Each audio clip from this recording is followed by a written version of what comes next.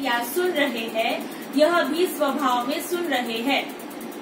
प्रभाव में तो सुनने के पहले थे कि हम प्रवचन सुन रहे हैं, किंतु ठीक सुनते समय यह बोध नहीं होता है कि मैं प्रवचन सुन रहा हूँ और स्वामी जी प्रवचन सुना रहे हैं। जब यह तीनों की अनुभूति होती है तब वह प्रभाव कहलाता है। तो जब बैठे हो सुनने के लिए प्रभाव में, फिर सुनते समय प्रभाव नहीं होगा, स्वभाव हो जाएगा।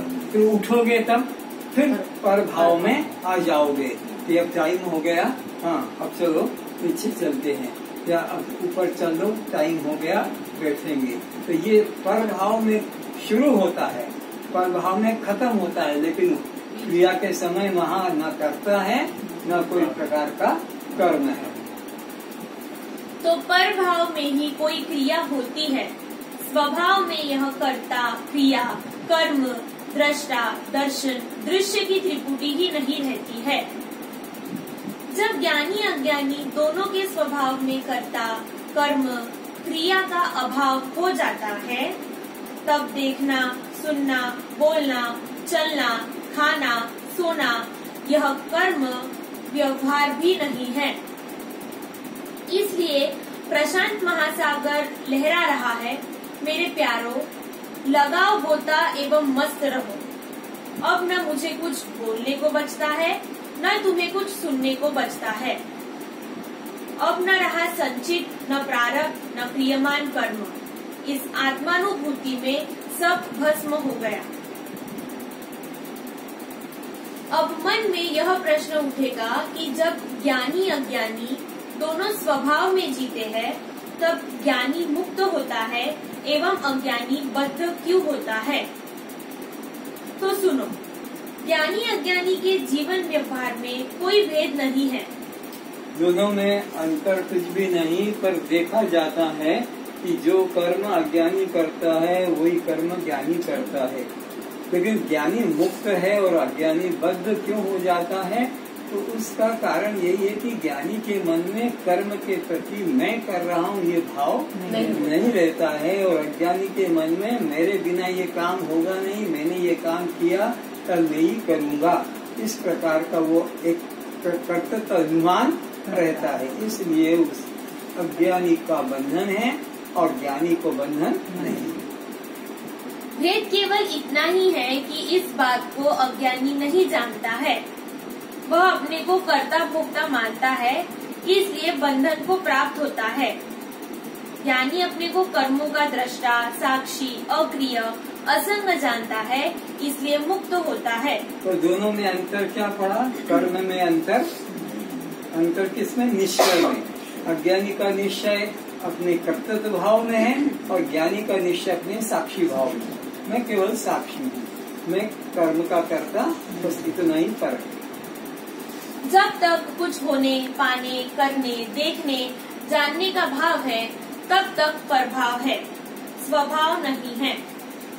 आत्मदेश में स्वभाव में जब कुछ अन्य है ही नहीं, तब वह किसे देखने, सुनने, करने, जानने, पाने की इच्छा करेगा? तो सब प्रकार के कर्म हमारे प्रभाव में होते हैं। स्वभाव में तो कोई कर्म की जरूरत, आत्मा निष्क्रिय है, कुछ करता नहीं। तो हमारा खाना पीना, उठना बैठना सब प्रभाव में, देह भाव को पकड़ के उठना, नहाना, धोना, आना जाना देह ही पर है, तो हमारा सब काम इसी प्रभाव में होता है, अन्य के नहीं।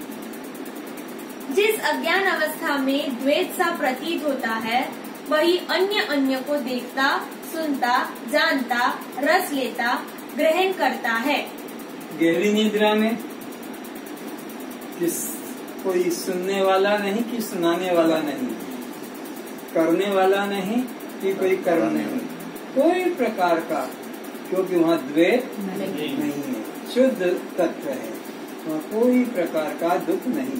दुख कब आता है? जब नींद खुल जाती है और मन जग जाता है।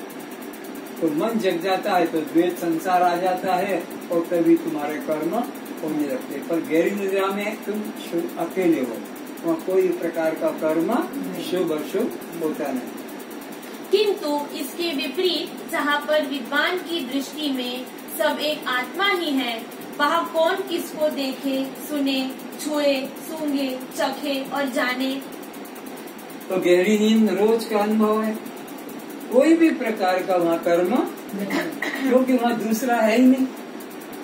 दूसरा है तुमको खाट पे सोया है बेटा, माँ बाप पति पत्नी, पर वो तुम्हारे को उसका होश गहरी निद्रा में तुम्हारे पास कोई सोया है कि उठ के चला गया है, तुम्हें उसका पता नहीं लगता। तो गहरी निद्रा में तुमको किसी दूसरे का भान नहीं होता है। तो किसको सुनाओगे, कौन सुनेगा, किसको खिलाओगे, कौन खाएगा, किसको बोलोगे, कौन आएगा। तो वहाँ कोई भी प्रकार की, जहाँ दो होते हैं वहीं एक बोलता है, एक सुनता है, एक खिलाता है, एक खाता है, एक जाता है, एक आता है। द्वैत में क्रिया होती है। जहाँ अद्वैत है फिर वहाँ कौन किसको सुनाएगा, कौन किसको बुलाएगा, कौन किसको कहेगा। यह जीव जिस एक दृष्टा के द्वारा संपूर्ण दृश्य प्रपंच को जानता है, उसे दूसरे दृष्टा के अभाव में किसके द्वारा जाना जाए। उसे वेद नीति नेति कहकर इस प्रकार बतलाते हैं कि जनक सर्व विज्ञाता को किससे जाने, उसका ग्रहण नहीं होता, इसलिए उस आत्मा को अग्राह्य कहा है। आत्मा क्या है? अग्राह्य। ये सारा संसार ग्राह्य है। ग्राह्य यानी जो इंद्रियों के द्वारा ग्रहण किया जाता है उसको ग्राह्य कहते हैं। अग्राह्य जो इंद्रियों से ग्रहण, उसी को प्रमेय और अप्रमेय शब्द का भी उपयोग लेते हैं कि परमात्मा आत्मा कैसा अप्रमेय और ये सारा संसार कैसा प्रमेय, क्योंकि ये पांचों प्रमाण के द्वारा ग्रहण किया जाता है। अगर ये खराब हो जाएगा तो आपको शब्द का उपयोग नहीं मिलेगा। ये खराब हो गई तो रूप ग्रहण नहीं कर पाओगे। अगर ये खराब हो गई तो आपको स्वाद का पता, तो ये ग्राह्य का संसार इसके द्वारा इनसे ग्रहण किया जाता है। ये प्रमेय और ये प्रमाण, ये प्रमेय और ये प्रमाण।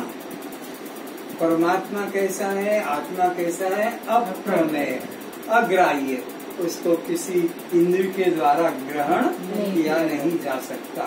दो हो तब तो एक दूसरे को ग्रहण करे, लेकिन यहाँ तो एक अद्वितीय आत्मसत्ता है, इसलिए यहाँ पर क्रिया का पूरा अभाव है। इसी प्रकार दृष्टा, दृश्य, दर्शन तीनों एक साथ बंधे हैं। रहेंगे तो तीनों, जाएंगे तो तीनों एक साथ। दृष्टा, दृश्य, दर्शन एक ही स्वप्न के तीन अंग है। जब स्वप्न टूटता है तो स्वप्न का दृष्टा, दृश्य, स्वप्न एवं स्वप्न दर्शन क्रिया तीनों ही एक साथ समाप्त हो जाते हैं। जब सपना देखते हैं तो वहाँ पर दृश्य भी है और दृष्टा भी है और दर्शन भी है, त्रिपुटी है। पर जब सपना टूट जाएगा तब दृश्य भी नहीं रहेगा, दर्शन भी नहीं रहेगा और दृष्टा भी नहीं रहेगा, क्योंकि दृश्य की वजह से दृष्टा है। दृश्य को अगर हटा दिया तो दृष्टा कहाँ रहेगा? यानी बेटा की वजह से बाप है, माँ है। अगर बेटा या बेटी नहीं तो फिर माँ और बाप भी खाली पुरुष या स्त्री रहेंगे।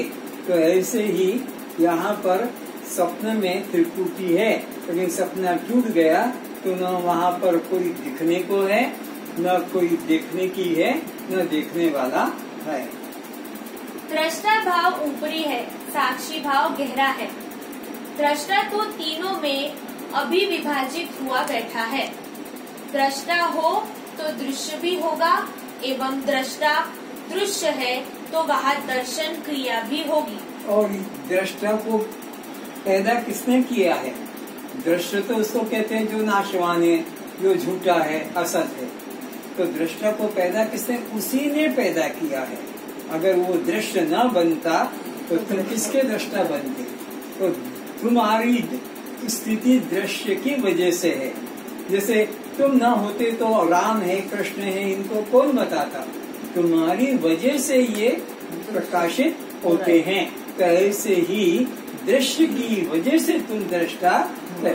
तो दृष्टा का जीवन किसके हाथ में है? दृश्य के हाथ में। दृश्य गया तो दृष्टा भी गया।